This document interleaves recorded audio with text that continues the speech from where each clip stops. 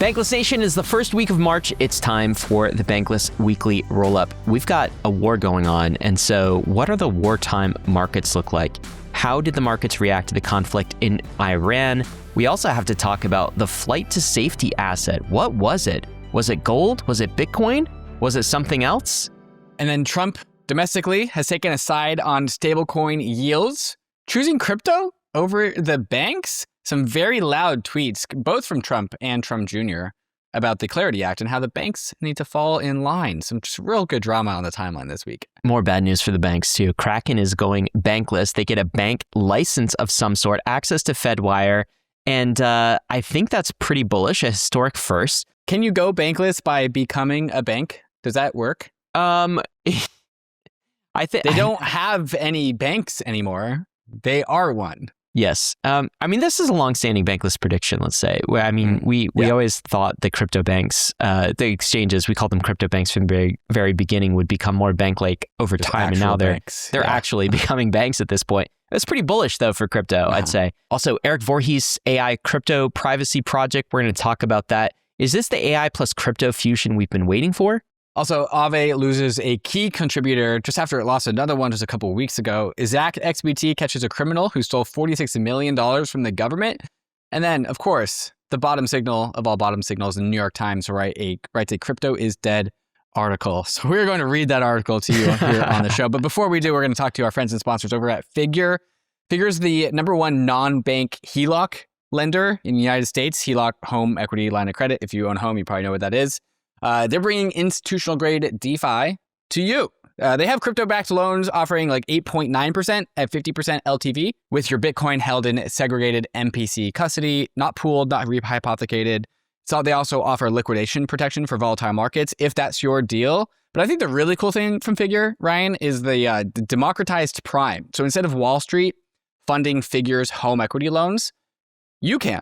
Yeah, there's this token, YLDS. It's the first SEC-registered yield-bearing stablecoin. You take that token, you lend it into Figure's loan pools. YLDS earns 3.8% as a base, but then lending it out gets you all the way up to 9%. And that who are you loaning it to? You're loaning it to people who have mortgages or crypto collateralized loans. So bankless.cc/Figure. They use the blockchain to service their loans, and they pass the savings back on to you. You could be a tokenized landlord here, huh? A DeFi landlord. Is that what you are? I think something like that. David, let's talk about the big news on the week. Saturday morning, February 28th, all of U.S. woke up realizing that we had gone into conflict with Iran. We had killed the Ayatollah Khamenei not like a few hours into the conflict. There was a joint conflict with both the U.S. and Israel, doing targeted strikes all over the entire country. Ayatollah Khamenei killed in just a few hours, but the conflict has been going on and on and on. It continues today. If we were 6 days into it, the Iranian response, they just launched missiles and drone attacks against the United States, Israel, and then also a lot of the allies in the region. So Qatar, the United States Arab Emirates, the Saudi Arabia, Bahrain, Kuwait, kind of just like spraying their drones all over the region. The Revolutionary Guard, the way that this started to impact financial markets, closed the Strait of Hormuz, which is the large artery of oil that comes out of Iran, shutting that down, which when that happens, the perceived price of oil is about to go up. So the markets had to digest that. About 20% of globally traded oil moves through the Strait of That's not just Iranian oil, is it? It's like oil from the entire region, right? That's the entire region, so much. That's right. Yeah. Mm-hmm. Oil jumped to about $80 a barrel. Some analysts speculated that prices could go up to $120 if the strait remains blocked or dangerous. That was up. That's up from like $65 per barrel, right? Yeah. It's quite a jump. So I think that is something that the markets are watching very closely. I think, Ryan, the markets are pricing in that the strait won't be closed for that long. Okay. Mainly because the entire Iranian fleet is completely decimated. So their means to keep the Strait of Hormuz closed is likely not that substantial. It's still closed at the time of recording? I believe it is still closed at the time of recording. I looked it up this morning and there was nothing to suggest that it was open. Okay, so this is year to date. The price of oil has spiked almost 40% year to date. I mean, on the 1 year though, it's not kind of it's close to all-time highs, let's say. Yeah. But on the 5-year timeline, in 2022, actually, in June of 2022, oil was up to $115 per barrel. I'm going over these numbers because I don't often look at the oil prices. I don't know if you do, but most of the time, oil manifests in my life at the price of the pump when you're refilling the car or something like that. So that has definitely been part of the market reaction to this. Oil has increased. What about the safe haven asset? Because if there's wartime, there's usually a class of assets that respond in kind, that people, investors pour money into them as sort of the safe haven in times of uncertainty. You'd think one of those assets would be gold, the historic multi-thousand-year safe haven asset. Safe haven asset, yeah, right. Okay. What happened to gold? It was not the case. Spot gold actually fell below 5,100 per ounce, and silver also fell. At first, gold was up after this news, but then it kind of spiked down, not by a large percentage. I mean, we're talking like 1 to 2 to 3% or so since the conflict began. But gold was not a safe haven asset for this particular news. Here's a quote from a Reuters article. Instead of piling into gold, investors seem to sprint for dollar cash, offloading anything that caught a speculative head of steam before last weekend's attack. So that gives a hint to what the safe haven asset actually was.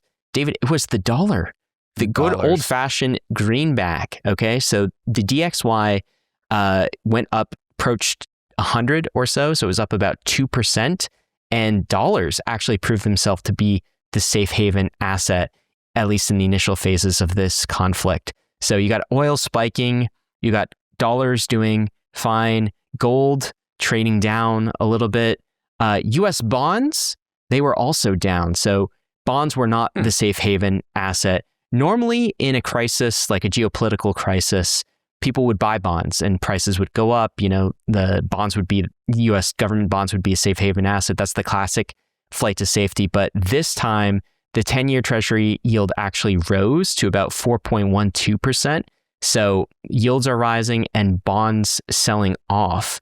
And a lot of analysts are saying the reason for this is because the market's primary fear isn't entirely risk off or recession.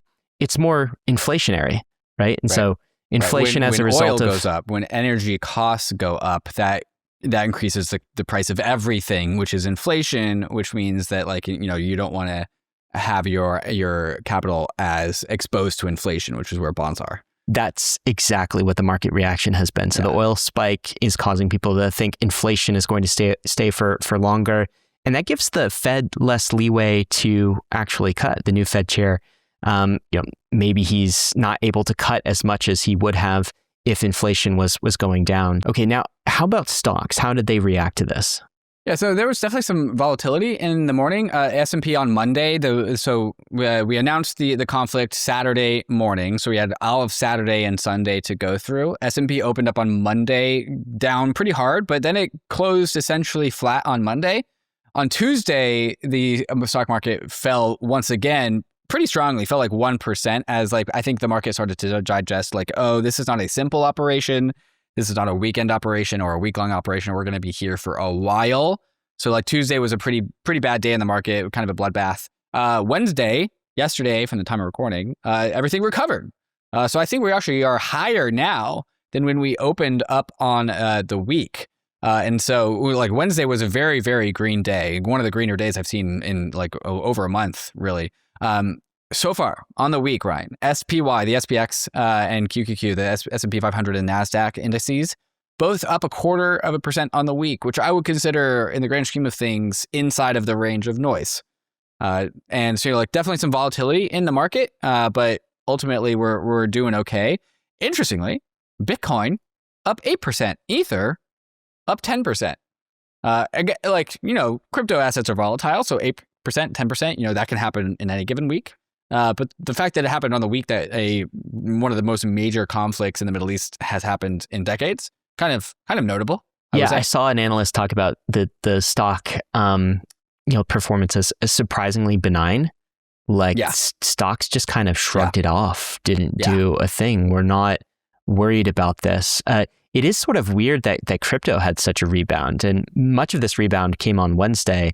I don't know if that's noise in the market or just some sort of mean reversion, or if this is, I don't know, this speaks to how the market is actually thinking about crypto assets like Bitcoin and Ether. But certainly from the stock trader perspective, not worried about this conflict at all. Yeah. I don't know if we're ever going to get this, but the IRGC, the Iranian military, is one of the biggest users of crypto because of all the sanctions that are placed on Iran. And so they absolutely have stockpiles of Bitcoin. Really? Oh, yeah. You have sources for that? You've seen this? I know that they were using this is a known thing. Like Tether, and there was some freezing related to that. I didn't actually... I've not ever read anything or seen any data on how much Bitcoin or Ether or other crypto assets they actually had or are using. I think a lot of the data is just missing or incomplete, but we do know that crypto broadly is used to facilitate oil trades between China and Iran. I don't know if it's like every single deal or yeah. Again, we don't know to the scope. Maybe it's small, maybe it's large. We do know that the people of Iran have a distaste for crypto because the IRGC, the military that like murders those people, uses crypto very heavily to finance their operations. Again, we don't know the full scope of those things, but like that is a thread that I'm hoping kind of gets pulled just what like post-mortem, when hopefully the IRGC is gone and we can like actually do an autopsy of like everything. It's like what were they doing? How were they doing it? What were they using Bitcoin or stable coins for? So like we're kind of just seeing whatever degree that they were using Bitcoin, we will be seeing the results of that, the shape of that in the market today, but we won't really know about it until the future.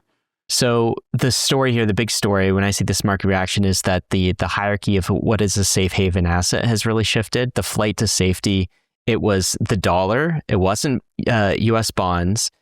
Gold went down. So this shows maybe some inflation worries, and stocks pretty much benign. Crypto had a bounce. That could be market noise. That could be for some other reasons, but it definitely not what I would have anticipated in this type of conflict war type scenario.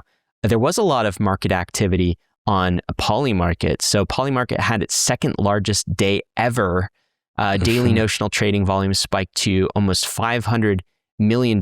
And a lot of this was the war-driven, the conflict-driven flows. Geopolitics. Geopolitics. The markets alone contributed about 220 million that day. And indeed, there's a lot of fantastic information markets on Polymarket predicting various outcomes of this war. So this is one. Will the Iranian regime fall by March 31st?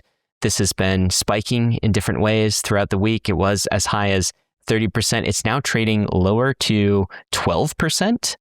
In the grand scheme of things, March 31st is not far away. That's 25 days for an entire regime to fall. So I think you would expect volatility in this market. Well, there's an April one.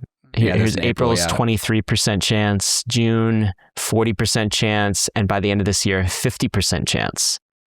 There is millions of dollars of volume on the March 31st. I think there was something like $20+ million of volume on this one on December 31st, $7-8 million of volume.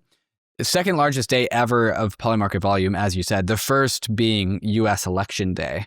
So daily notional volume on one particular day this week, 487 million. U.S. election day, $531 million. Wow. Also does kind of like throw a flag at the notion that prediction markets are all sports gambling.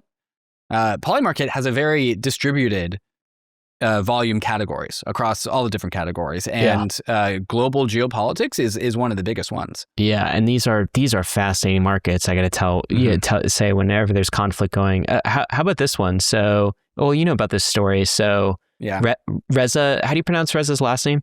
Reza Pahlavi. Okay. Will Reza Pahlavi lead Iran in 2026? And there's an 18% probability of that. Is he kind of an ousted? He is the son of the former the former Shah. He's the son of the former Shah. So people call him the Crown Prince. And he's in exile in the U.S. right now? exile in the U.S. Yeah, so he's been like, he is the name that the Iranian protesters are chanting in the streets. And he has a team of people to establish what he calls a democratic transition. So he just wants to be this figurehead to transition Iran from where it is now to a democracy. So when I see this Polymarket market saying an 80% chance that he will lead Iran, that's like 18% chance that Iran gets democracy this year, which is higher than it's ever been in the last 47 years. One interesting tie-off from our story last week, remember we ended the week and we were talking about the DoD versus Anthropic, and they were in a scuffle. Well, that escalated on the Friday that we finished recording. And what's interesting about this is Claude was actually used in the Iranian strikes. So for things like intel purposes, U.S. Central Command in the Middle East used Claude for intel purposes. Claude was used for intelligence assessments, target identification, simulating battle scenarios. The U.S. government, though, is phasing Claude out because on Friday, the scuffle that the DoD had with Anthropic escalated to the point that Trump and Pete Hegseth, the Secretary of War, said that they were banning Claude from all government use. And they were also going to designate them as potentially a supply chain risk, which that's somewhat vague, but it means that other U.S. government contractors can also not use Anthropic and Claude. Yeah. This was just a threat, by the way. This was not actually gone through in an actual like court order or whatever that would need to become reality. So far that is just a threat. But Dario, the founder, CEO of Anthropic, they requested a unadulterated version of Claude, the U.S. government, the Department of Defense did, where there was basically no constraints on Claude. And Dario said, no, our two hard lines are no mass surveillance of United States citizens and no autonomous weapons. And then Pete Hegseth, the Department of War guy, was like, you don't get to tell us what to do. And Dario said, well, I'm not giving you what you want. And so that's what escalated everything. And they canceled the contract. They also said that potentially they would be a supply chain risk. Yes. The U.S. government labeled Anthropic as hostile software.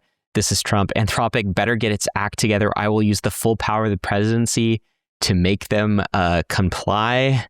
It's worth noting that that is the largest targeting, threatening of a United States company. That doesn't happen. We don't just randomly, or not randomly, but we don't just say this company is a risk to American national security. That has never happened. That's unprecedented. A large number of things going on here, of course, with this story. It's one is AI clearly is military technology, isn't it? I mean, it was used. Totally. I want to know what it's like to use Claude for military purposes. Are they typing in how do I strike the IRGC base? Oh my God, I have no idea. Make no mistakes. I imagine it's more sophisticated than that. There's also an OpenAI thread line here too. So Sam Altman came in and said, okay, well, if Anthropic's out, sees the opportunity. It's my opportunity. So he was like, Claude is out, ChatGPT is in. So OpenAI submitted a bid to replace Anthropic in a deal with the Pentagon. So basically, if Anthropic's out, then maybe it's OpenAI's opportunity. But there's many users actually migrated off of ChatGPT in favor of Claude, just given this news in protest. So Claude hit the #1 spot on the Apple App Store, and ChatGPT uninstalls surged by about 300%. This is costing ChatGPT in the PR department, isn't it? Yeah, so ChatGPT won the contract, the $200 million plus contract. Anthropic lost it, but Anthropic is gaining all of the retail users who are in support of Anthropic giving the middle finger to the Department of War, saying, no, you can't use our software for weapons. There's actually a crypto chart for this, where Anthropic is trading on a platform called Ventuals. So this is bringing real world assets to hyperliquid perps, I believe, and Anthropic is not just is real trading world there. assets, but like Anthropic is a private company, and Yeah, that's somehow they've made you able to trade on that private company. Yeah. It's got to be a synthetic market. So like unsure what is actually being traded here. Yeah.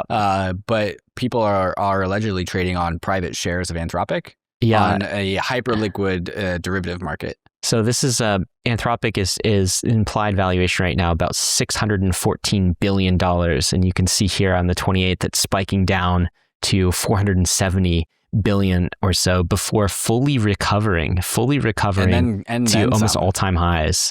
So Anthropic, from a price perspective, at least if this price discovery is true, somewhat unbothered by all of this back and forth with the DoD. In fact, maybe is benefiting from it. Yeah. So I switched from ChatGPT to Claude on the backs of this, just because, like, I mean, we did our AI safety episodes. I understand that AI plus military weapons, that's a thing that scares me. Is it inevitable? Probably. But like, Claude's just better, dude. It's just like a better product.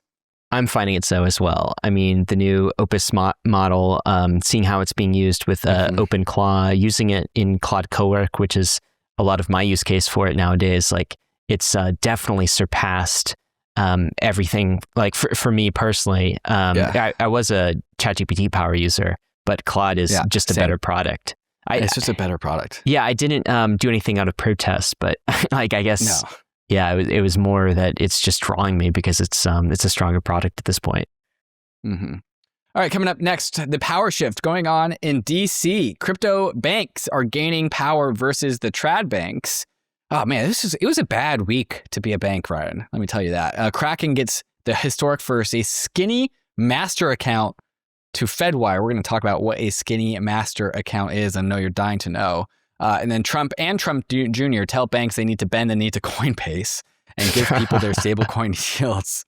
Like I said, bad day to be a bank. We're going to talk about all that and more, but first a message from some of these fantastic sponsors that make this show possible. Galaxy operates where digital assets and next-generation infrastructure come together, serving institutions end to end. On the market side, Galaxy is a leading institutional platform, providing access to spot, derivatives, structured products, DeFi lending, investment banking, and financing. With more than 1,600 trading counterparties, Galaxy helps institutions navigate every phase of the market cycle. The platform also supports long-term allocators through actively managed strategies and institutional-grade staking and blockchain infrastructure. That scale is real. Galaxy has over $12 billion in assets on the platform and averaged a $1.8 billion loan book in late 2025, reflecting deep trust across the ecosystem. Beyond digital assets, Galaxy is also building infrastructure for an AI-powered future. Its Helios data center campus is purpose-built for AI and high-performance computing, with more than 1.6 gigawatts of approved power capacity, making it one of the largest sites of its kind. From global markets to AI-ready data centers, Galaxy is serving the digital asset ecosystem end to end. Explore Galaxy at galaxy.com/bankless or click the link in the show notes.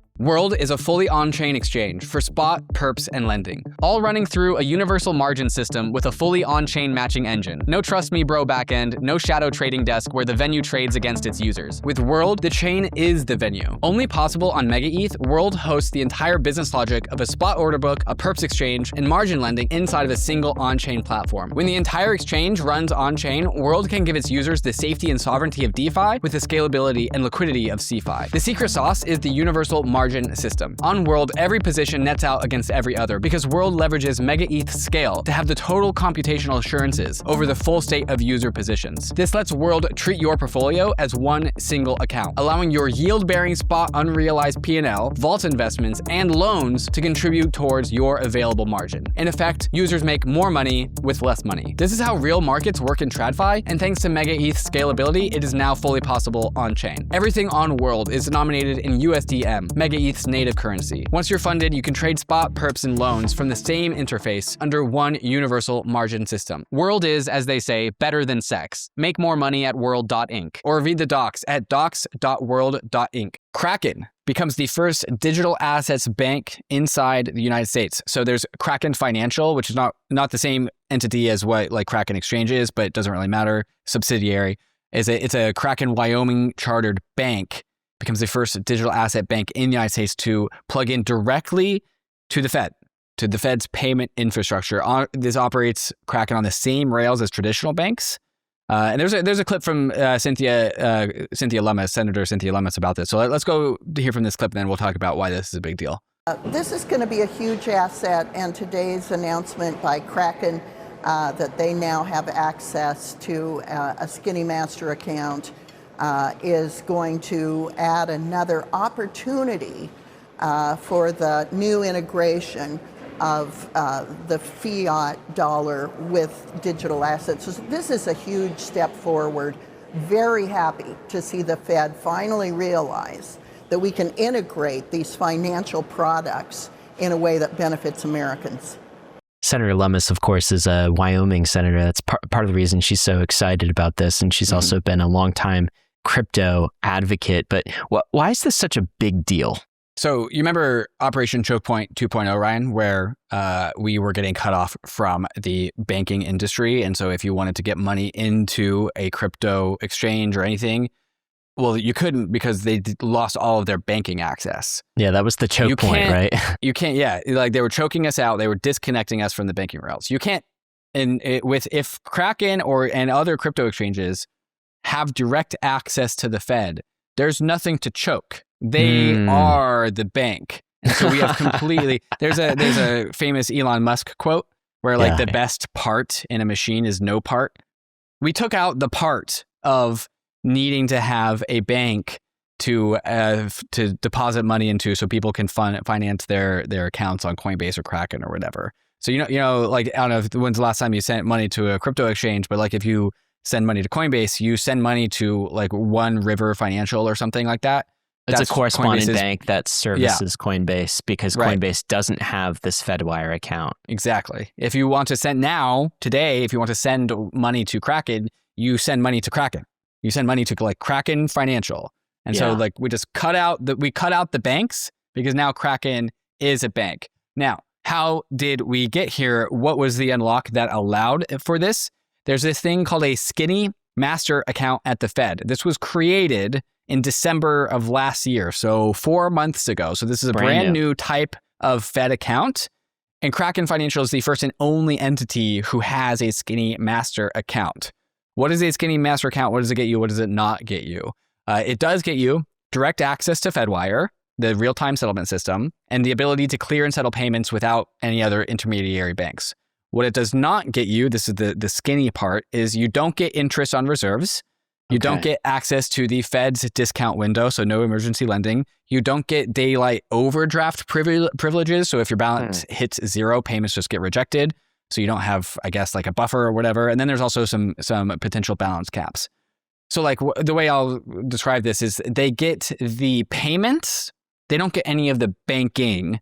Yes. So there's extra banking service products that Kraken will not be getting. I don't think they really care. They mostly just focus on the payments side of things. So they get access to Fedwire and they can make payments using Fedwire. The payments is a big deal. A Skinny Master account is a big deal because the way the banking system works and access to Fedwire works is there's about 4,500 different banks and credit unions that act as almost like proof of stake validators on a permissioned Fedwire network, right? These are the only validators that can actually submit transactions for Fedwire. And now Kraken is one of those validators. They're like, hey, we get to write the deposits and the credits in the books, and you guys have to write those down too. Yeah, it's very cool. And as you said, this is just payments only. So some people might think of the idea of oh, what about the idea of a narrow bank where you not only get Fedwire access privileges, but you also get some of those other bank privileges, the ability to get interest, the ability to participate in the Fed's discount window, that sort of thing. And if you had that next level of access, something that Kraken's not being given here, but if you had that, then you could create what some economists have called a narrow bank, which is essentially you wouldn't do any lending and borrowing, but you would give consumers and users access to the Fed fund rate, and they could just keep their deposits in your bank. And it would almost be like a stablecoin with yield type of apparatus where you're just passing on the Fed funds rate. The Fed has previously been very against this. So there have been narrow banks that have tried at this before. One was called TNB USA, and the Fed denied them, and TNB actually sued the New York Fed over the denial. They lost in court. So the Fed has been very resistant to the whole narrow bank idea because they think it will destabilize the system, undermine monetary policy, right? Because you're taking the banks out of the loop and create some systemic risk. I somewhat wonder, though, if this step of getting Kraken on a skinny master account is a step towards a narrow bank license maybe at some point in the future. Maybe the Fed will actually open up to that. And if so, that will fundamentally change monetary policy and banking in the US. You think the banks are happy about this, David?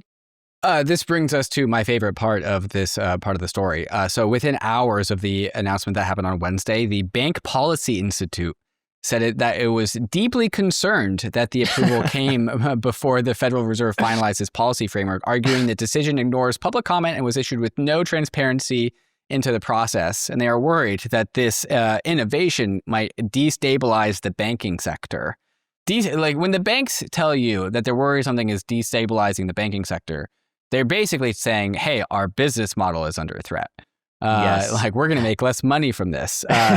The other favorite part of this story here, I think, is this Jesse Powell tweet where he tweeted out the Cynthia Lummis clip that we just shared. The founder of Kraken. Founder of Kraken, yeah. He goes, sorry about your monopoly. Thank you, Senator Lummis, great state of Wyoming, and the Kraken team. We're the bankers now. Saddle up.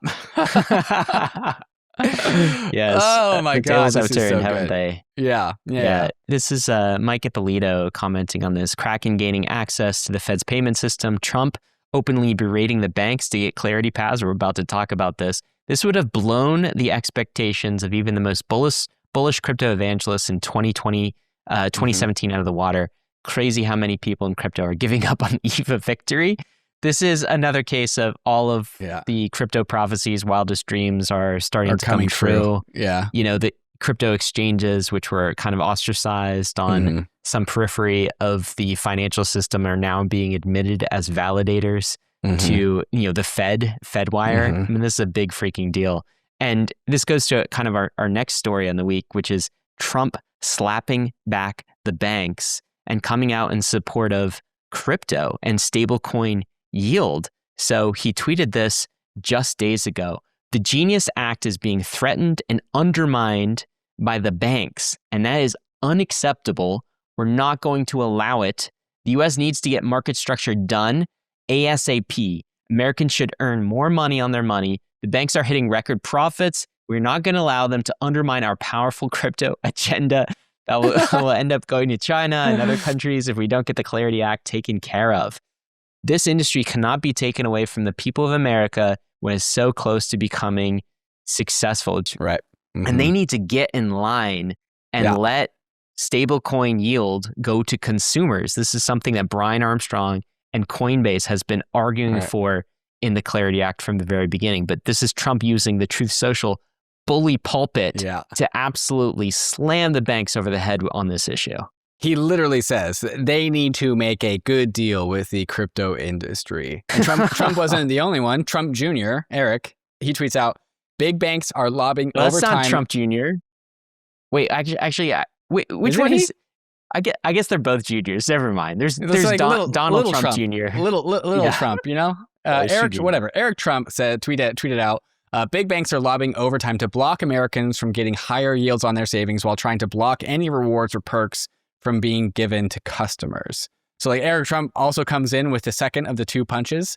He goes in like, you know, today the banks are desperately targeting crypto stablecoins where platforms plan to offer 4% yields or rewards. The ABA and other lobbyists are spending millions trying to ban or restrict those yields via bills like the Clarity Act, crying fairness and using words like stability, which that's what I said. Like if it's a threat to the stabilization of the finance sector, that just means their profits.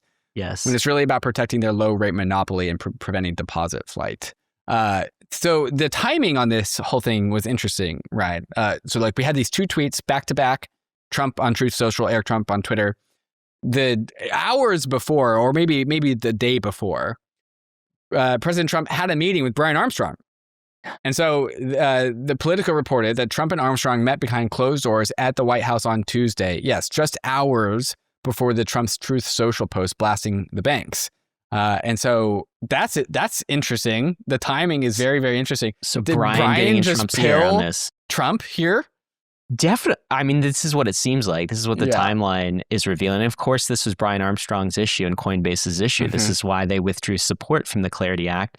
And a lot of other people in the crypto industry said, guys, we have to compromise. Coinbase. Look at all the other Act good things in the Clarity Act. We can't die on this one hill of stablecoin yields. And Brian was like, I'm going to do it.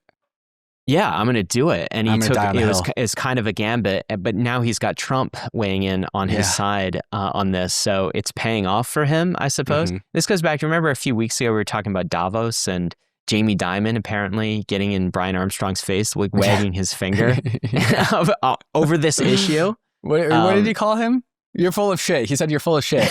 You're full of shit. I guess, I mean, good on Brian for getting in there and playing the DC lobbyist game and fighting on this issue. It looks like it's paying off. Yeah, it's not over yet.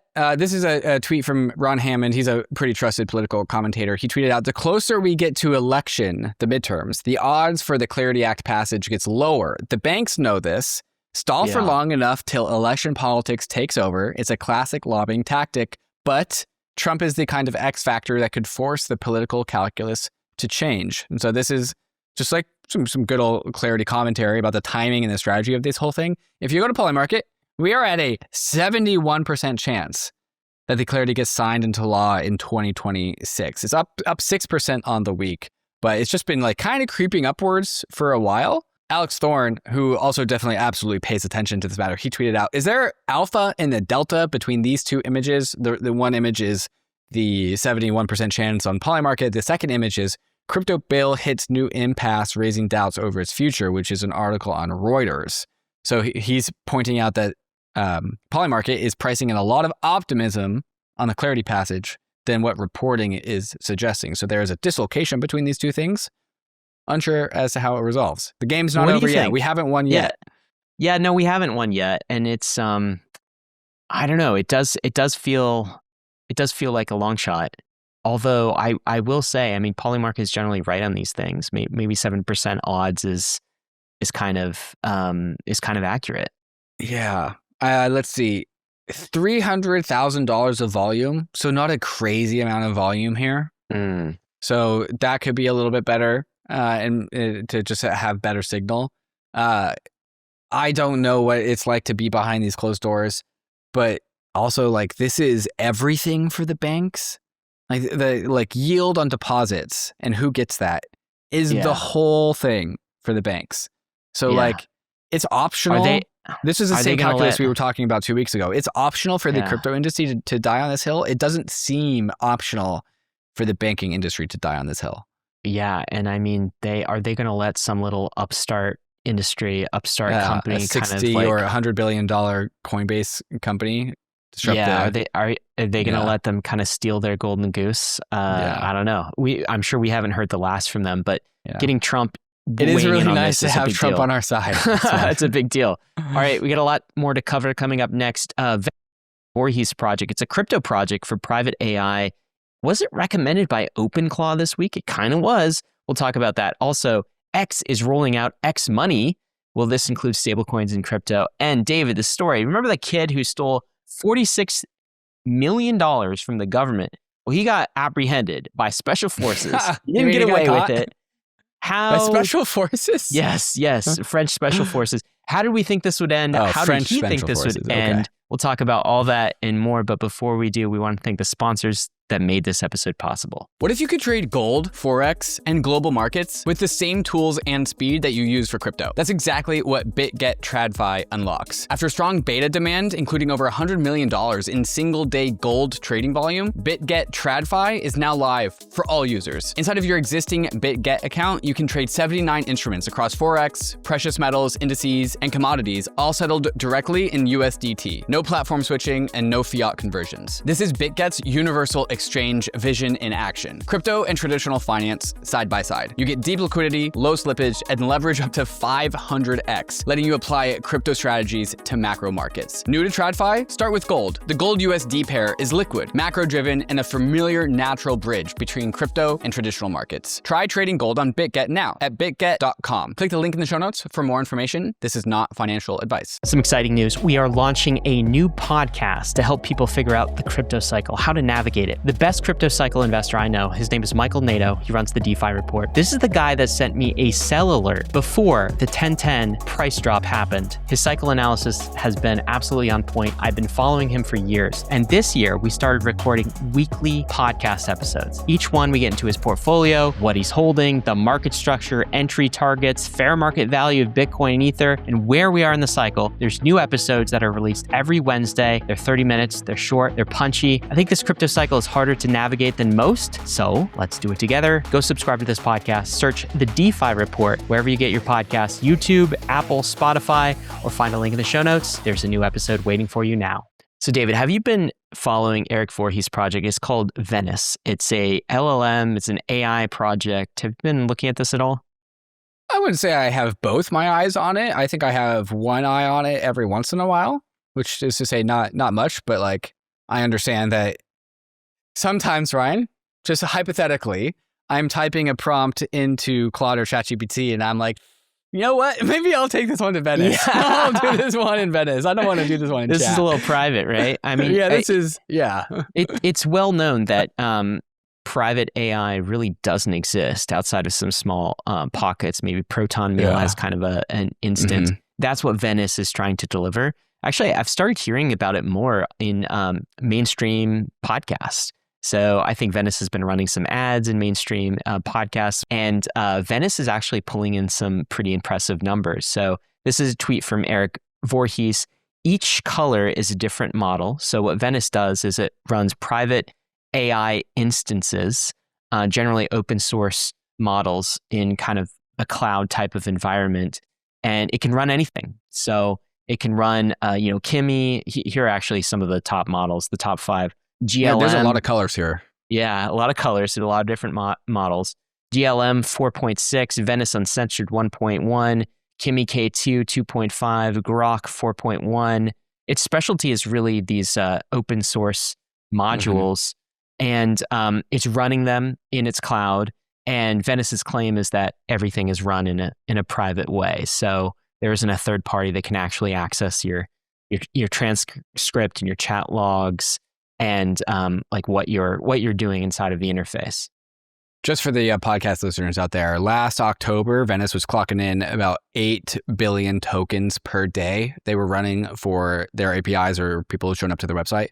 Today, March, 36 billion per day. So quite the growth. Now, Erik Voorhees claims that Venice neither observes nor stores prompts or responses. So there's no eavesdropping. There's no records of convos, conversations of any kind. Of course, those are with the open source models that are run by Venice specifically. Obviously, you can also use Venice to sort of almost provide a VPN layer on top of your query, but then it would route to a cloud model like an OpenAI, a Google, Anthropic. Of course, those companies can see the chat log, but they don't see the metadata, so they don't know who it comes from. But you kind of have to right now trust that Venice is actually keeping these things private and is not storing any of the prompts or responses. If there is one person I'm going to trust in this industry to uphold the values that he talks about and espouses publicly and has for decades, it's Erik Voorhees. Like, I agree about that. I don't have a doubt in my mind that man actually believes this thing that he says. Sure, I agree with that, but also it's just like that's not good enough for people in crypto. It shouldn't be the status quo. It shouldn't be. We should not trust an individual. That wouldn't be good enough for Erik either. It wouldn't be good enough. And so Erik responds to some of that criticism, basically a little bit of the trust me bro privacy. And he said, lots of discussion around Venice's privacy model in the past few days. To date, Venice is private in that prompts and responses are not stored on Venice servers. This is private today, but is not provable. Venice users are not mainly crypto people. And for them, as we just said, the above has been sufficient empirically given the growth, but proving the privacy is much better and we need to do so. This has been on our roadmap since inception. So you get the sense that Venice is going to deliver some proof of privacy as well. So it's not just a trust me, bro type of model. But anyway, this is the only place you can really get private LLMs unless you're running it locally, which is why I think it's such an attractive service. Yeah. I'm sure Erik understands the trade-off between like building a product that is 100% committed to like principles and like transparency and all that kind of stuff, and like the UX UI trade-offs that presents, where I'm sure he's thinking like, if I need to get this product into the hands of as many people as possible, because a private product like this is harder than the Claude or a ChatGPT, very much in the same vein as like Moxie and Signal. It's interesting to me how similar this product is to Shapeshift, his first crypto project, which is just like, let me basically run a private, no sign up, no KYC exchange. I'll do the work for you in the background by routing your crypto trades to the right order. And then I'll give you the tokens you want back, and you don't have to sign up for everything. Same thing, but this is just LLM models. Yeah, similar ethos. I think some of the growth has been the usage of Venice with OpenClaw. So if you want a completely private OpenClaw with an open LLM model, like where else do you spin this up? And Venice has provided that. So much so that some of OpenClaw's onboarding docs actually recommended Venice as a private LLM. That was since rescinded. So OpenClaw said, we want to maintain a neutral platform, and we don't want to recommend it was rescinded for solution. The reasons you said, where like you don't know that it's actually private. Like they don't have That's part of it too. Erik in the thread saying like, understood, we're working on that.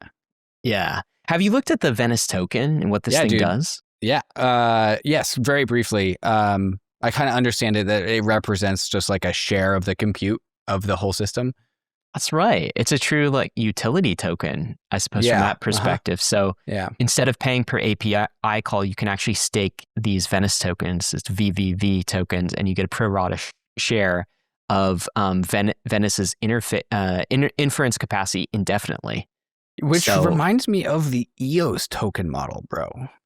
That's EOS. Of the compute. You own a percentage of the compute of the network, And the reason this is somewhat interesting is as compute gets cheaper over time, the inference capacity, like the intelligence behind each token or each pro rata portion of all of Venice's compute, that's got to grow.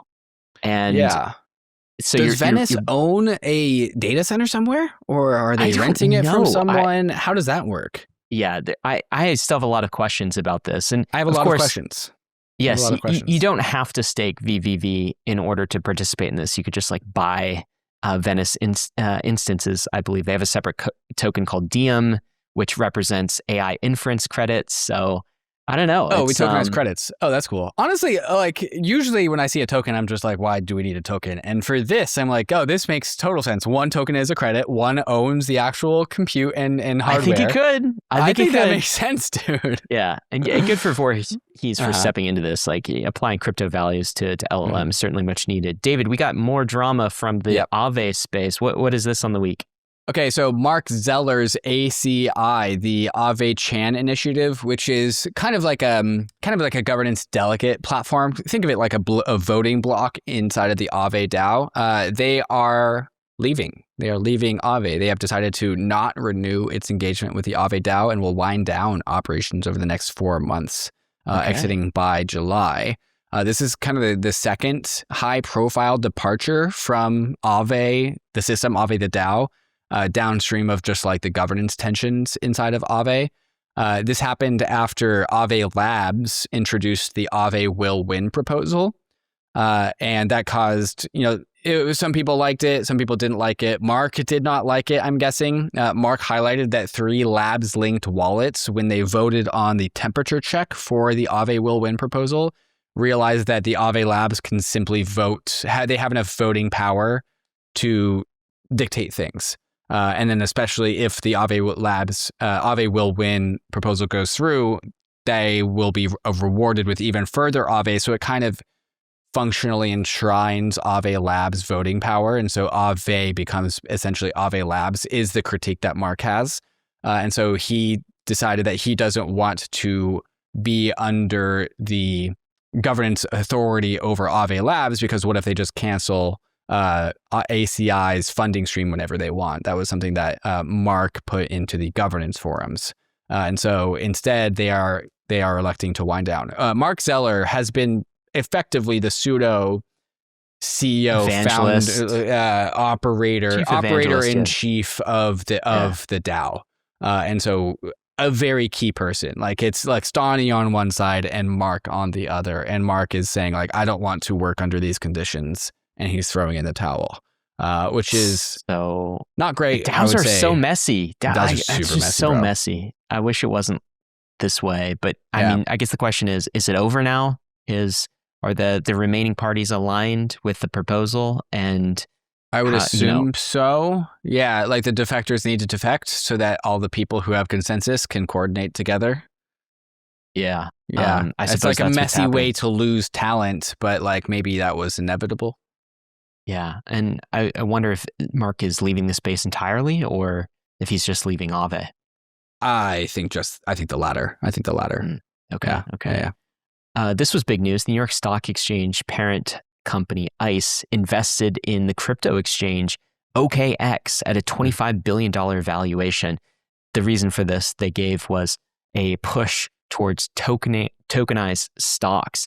I did not see this one coming, kind of a out of left field investment. Mm-hmm. But I think it makes sense to have some share in one of these emerging new crypto banks, crypto exchanges. I think what we're starting to see is that there have been just the exchange wars since the genesis of crypto. And now I think if you are still alive and operating in 2026 and you have if you're profitable, you are starting to be gobbled up by traditional institutions or you have now made it over the threshold. And so profitable exchanges in 2026, which are far fewer than they've ever been before, are now working their way into the actual, exactly. Yeah. They're actually working this way into the economy. A threshold is about to be reached, David. We are about to mine our 20 millionth Bitcoin. Okay. So we're about to hit that. That's going to happen, I believe, sometime next week. So that would be March 9th or 95%. 10th or something. Yeah. Mm-hmm. Yeah. That would be 95% of the eventual 21 million Bitcoins that have been mined. So only 1 million left to go. And that last 1 million will take roughly 114 more years for that remaining 5%. It's funny. Out of the 21 million total Bitcoins, 1 million of the Bitcoins will pay for the security budget for 114 years. That's all we got left. And the only question is, how much will those 1 million be worth in fiat terms? Yeah. Right? That's a question that's still unresolved. But big milestone next week as we hit the 20 millionth number. Also, David, X Money, the Twitter X platform, their long-awaited financial service, I suppose. Mm-hmm. There were some leaked screenshots from that. What are we seeing here? This has been a long time in the making. I think Elon said that he wanted to do this with X since buying it in the first place. But we're seeing screenshots of an account with a balance. William Shatner is the one tweeting this. Don't know how that happens. Why is William Shatner tweeting this? I don't know. But there's a deposit button, a request button, and a send button. These are all buttons that very much look like crypto buttons. The request is a QR code. There's nothing in here is explicitly talking about crypto, but you could only imagine, especially if there's a request with a QR code. The rumors are, there's a tweet with rumors. What I'm hearing, it seems like Cross River for holding funds with FDIC insurance, same bank that Coinbase uses. X Payments LLC has money transmitter licenses in 40 states, Visa for money movements, and Sardine for AML. Who cares about that part? So it's kind of a neobank, though. That's the stack that they're using. It's like a Mercury TradFi kind of neobank approach. I don't see anything about crypto or stablecoins here yet. I don't quite see anything, but you could imagine. It would be hard to imagine that stablecoin payments would not be in here. It's got to be at some point. It's got to be in here, right? They're taking the fintech route, at least first, it looks like. Speak of Elon Musk, SpaceX, they're getting ready to IPO. Did you remember that they have a pretty substantial Bitcoin stack on the balance sheet? Yeah. I remember reading about this, but it's going public. They had about, at one point in time, $780 million worth of Bitcoin, so almost $1 billion in Bitcoin. That's worth about half that now, just given prices I in wonder the when they bought market. it. But Why? Like, I know that SpaceX does a ton of stablecoin commerce because they like Wait, do sell.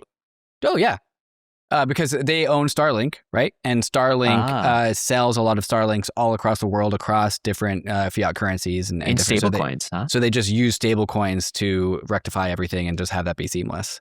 Yeah. What does that have to do with Bitcoin? Unsure. Are you asking why they own Bitcoin? Yeah, I'm asking why they own Bitcoin. Maybe they just, heard Michael Saylor talking about it and they were very excited about that. And all the normal reasons. yeah, I mean, it is interesting, and it's we'll see how investors react to that portion of the balance sheet. Maybe they'll ask about it on future earnings calls. David, if you are excited about justice, then you should be excited about this news on the week. ZachXBT got another one. Do you remember that story of this guy? His nickname was Lick, but his name is John DeGita. We were talking about him, I don't know, 6 weeks ago, something like this. Yeah. This was the son of a government contractor. So there's a government contractor who's contracted by the U.S. Marshals for custodying seized crypto assets, I think primarily Bitcoin. Suddenly, the son of this government contractor who was supposed to be doing that, it was revealed that he had stolen approximately $46 million worth of crypto assets from the U.S. Marshals, from the U.S. government. Okay, so ZachXBT revealed this, published a thread about it. This guy has been on the run ever since, and he was just caught. This is a tweet from FBI Director Kash Patel. Last night, John Gadita, a U.S. government contractor who allegedly stole more than $46 million in cryptocurrency, was arrested on the island of Saint Martin by the French Premier Elite Tactical Unit. I wonder what that was like. And he goes on, the FBI will continue working 24/7 to pursue these apprehenders no matter where they hide. ZachXBT tweeted this out. He said, in late January 2026, I exposed how John stole $46 million in seized crypto assets from the U.S. government by abusing access to his father's company. John then taunted me multiple times via Telegram this is the channel. most wild part. And dust attacked my public wallet address with stolen funds. Thanks for the last laugh, John, he says. Oh so God, after dude. ZachXBT revealed all of this, Lick apparently started dust attacking ZachXBT and taunting him via Telegram. What, you'll never catch me? Yeah. Yeah, there's like kid. screenshots of the chat between Zach and this guy. It's like, man, if you stole $46 million from US Marshals, and then you're taunting crypto's most sophisticated on-chain sleuth, who is just like, I don't know what ZachXBT's capabilities are, but they are incredible. I'm sure he's developed the craziest skill set out of anyone in this industry. Yeah, this is insane behavior. This is absolute mad lad behavior. Other than taunting... the fact that this guy is going to jail, sometimes I kind of wish I was this dumb, because it seems like a good time. Well, the other thing, do you recall this original story? Yeah, The reason ZachXBT caught him was because he was basically flaunting his wealth on Telegram chats and videos, and all of this tied back to addresses that you were obviously tied to him. I mean, he's just a dumb criminal, David. He's just a complete idiot. I mean, is this kid even 18? How old is this guy?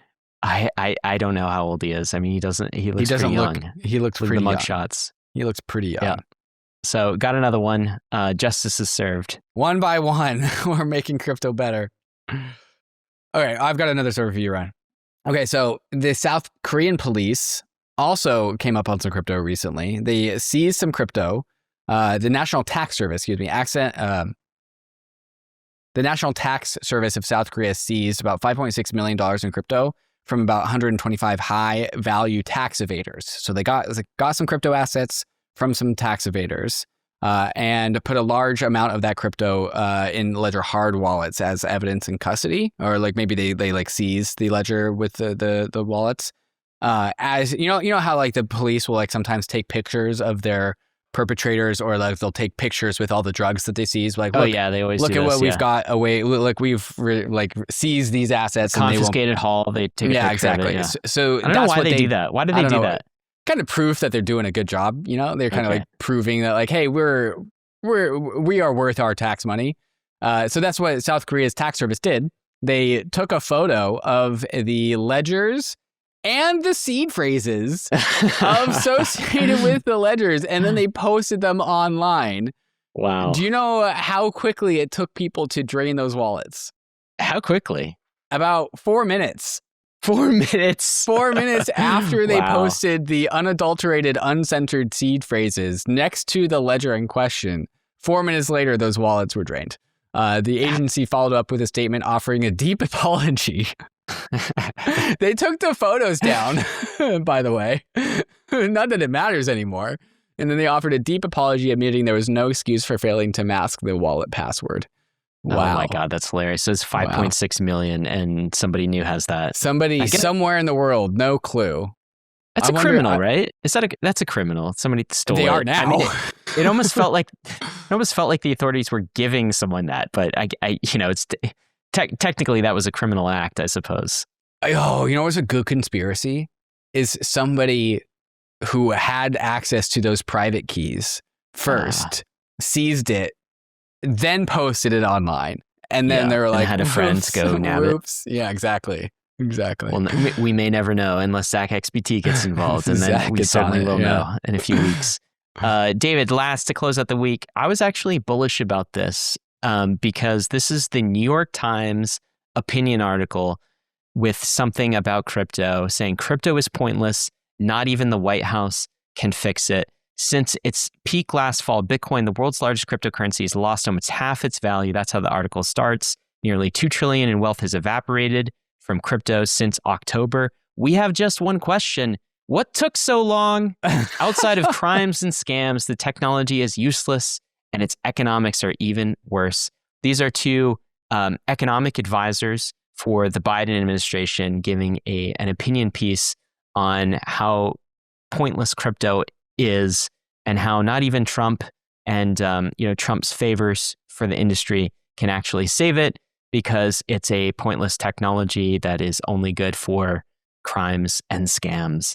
And this is the type of bear market opinion piece from the New York Times I see every single cycle during the bear, and is just a good sign. It's just a good sign for things ahead. What took so long is right. Like, why haven't they written this article sooner, man? Yeah, I feel like we're going to make it, David. This is a rite of passage. Like, we get to clown on people like this at the top. They get to clown like people like us on the bottom. The cycle repeats. We get richer. Yeah. And they stay the same. Yeah, it's definitely a bottom signal confirmed, and a signal to me that we're going to be okay. Let's end it there. You guys know crypto is risky. You could lose what you put in. The frontier, it's not for everyone. But we're glad you're with us on the Bankless journey. Thanks a lot.